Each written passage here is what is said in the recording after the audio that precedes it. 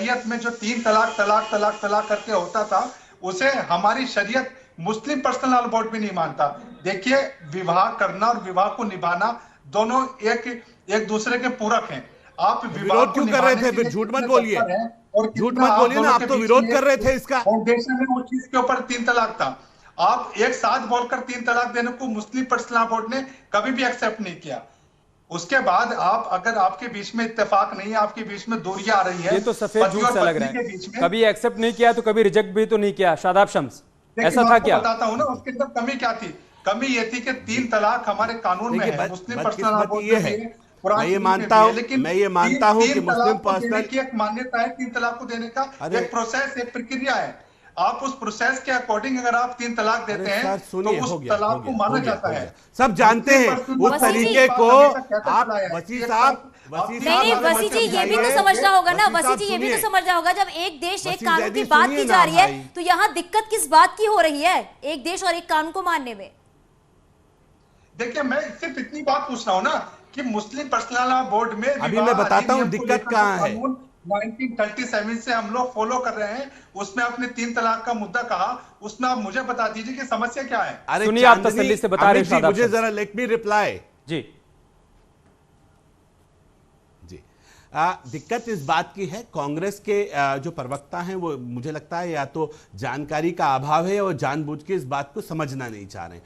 इनसे ये पूछिए, मुस्लिम पर्सनल लॉ ये बोर्ड जैसी चीज कहां से आई है? तो मुस्लिम पर्सनल लॉ बोर्ड कहां से आ गया? ये किसने बनाया? क्या शरीयत ने बनाया? अपने आप एक अपना बोर्ड बना के बैठ जाएं और उस बोर्ड के कारण आज हिंदुस्तान का मुसलमान जिस तरह से लज्जित महसूस कर रहा है अपने आप को, हम जानते हैं। ईमानदारी से आप वसी साहब यहां बैठे हैं, ईमानदारी से ऊपर वाला देख रहा है, अगर ईमानदार होंगे तो सच बताइएगा। इस्लाम की कई हदीसों में आया है कि अगर किसी मस्जिद और मंदिर की जमीन पर विवाद है तो उस पर मस्जिद नहीं बनाई जा सकती। किसी जमीन पर विवाद है तो मस्जिद नहीं बनाई जा सकती। हमारे सामने एक इतना बड़ा विवाद राम मंदिर भूमि के ऊपर चला, बाबरी मस्जिद राम मंदिर के ऊपर, क्या उसे प्यार से सॉर्ट आउट नहीं किया जा सकता? इतना बढ़ाया गया उस विवाद को, अगर प्यार से दे देते आज हम सब उठा के बोलने लायक रह जाते। आपकी इसी बोर्ड की वजह से शर्मिंदगी महसूस मानना पड़ेगा आपको। जितनी धार्मिक मान्यताओं से फॉलो किया जाता है, हिंदू पर्सनल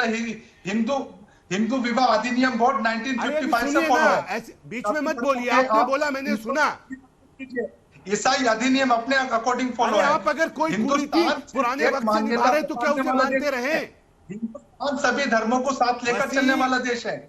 हिंदुस्तान में समझाइए एक बात को, हिंदू धर्म के अंदर बहु विवाह था कि नहीं था? बाल विवाह था कि नहीं था? हिंदुस्तान में सभी धर्मों की मान्यताओं को माना जाता है। ऐसे नहीं होगा, आपको सुनना भी पड़ेगा। धर्मों की मान्यताओं को संविधान ने पूरे तो यूनिफॉर्म सिविल कोड भी तो वही कहता है ना वसी जैदी, यूनिफॉर्म सिविल कोड भी तो ये कहता है कि किसी धर्म और किसी जाति में कोई भेदभाव कानून के आधार पर नहीं होना चाहिए, सभी के लिए एक कानून होना चाहिए। फिर आप यहाँ उसका विरोध कर रहे हैं। एक तरफ आप ये कह रहे हैं कि देश संविधान से चलेगा, कभी आप संविधान की हिमायत करने लगते हैं, कभी आप कहते हैं कि शरीयत के हिसाब से सब कुछ होगा और उसी के आधार पर कॉमन सिविल कोड का पर्सनल लॉ बोर्ड का गठन किया गया है। तो ये आपकी बातों में विरोधाभास नहीं है? नहीं, विरोधाभास की क्या बात है कि सुनिए ना, मैंने कहा ना, संविधान ने सभी धर्मों को मान्यता दी है। संविधान ने सभी धर्म के जो रीति रिवाज है उन्हें मान्यता दी है। सभी धर्मों को साथ लेकर चलने वाला देश है हिंदुस्तान। और जैसे कि आप इन्होंने कहा कि मुस्लिम पर्सनल लॉ बोर्ड के घर में बन गया, तो मुस्लिम पर्सनल लॉ के अंदर 51 सदस्य होते हैं उलेमा के, और वो उलेमा सिर्फ एक नाम के उलेमा नहीं होते, वो डिग्री के आधार पर इतिहास की पूरी जानकारी रखने वाले, धर्म की, संविधान की सब जानकारी रखने वाले होते तो बहुत पहले समस्याओं का समाधान हो जाता ना। शादाब शम्स एक रिएक्शन देना चाहते हैं जल्दी से। शादाब जी, तय कर दिया, ये बढ़िया है जी। मैंने कहा कि जो बार बार डराने का काम कर रहे हैं कांग्रेस के प्रवक्ता, बिल्कुल डरने की आवश्यकता नहीं है। इसलिए मैं कह रहा हूं कि कौन किसके धर्म को कौन आजादी छीन रहा है। अरे भाई सुन लीजिए ना, आप वसी जी बीच में मत बोलिए, ऐसे इंटरप्ट मत कीजिए, this is not the way. ठीक है, आप अपनी बात पूरी करिए। शादाब शम्स, वसी जैदी, बस 30 सेकंड। अरे भाई सुनिए ना, आप क्या कमाल कर रहे हैं आप मुझे इतना बता दीजिए कि मुस्लिम पर्सनल जी, मैंने केवल इतना कहा कि किसी के भी पर्सनल लॉ को छेड़ा नहीं जा रहा है। जो जिस तरह से निकाह करते थे वैसे ही निकाह होगा, जिस तरह से मेहर बनती थी वैसे ही मेहर बनेंगी, जिस तरह से फेरे होते थे वैसे ही फेरे होंगे, सब कुछ वैसे ही चलेगा, सिर्फ शादियों को रजिस्टर्ड करा दिया जाएगा। ठीक है, सरकार के मंत्री गणेश जोशी इस वक्त फोन लाइन पर हमारे साथ जुड़ चुके हैं। गणेश जोशी जी, चुनाव के दौरान आप लोगों ने जो वादा किया उस दिशा में सरकार आगे बढ़ रही है, लेकिन साथ ही साथ विरोध के सुर भी सुनाई देने लगे हैं यूनिफॉर्म सिविल कोड को लेकर। देखिए, आज हमारी पहली कैबिनेट थी और हमने यूनिफॉर्म सिविल कोड के मुद्दे को उसमें लिया। उसके लिए मुख्यमंत्री जी की को अधिकृत किया है।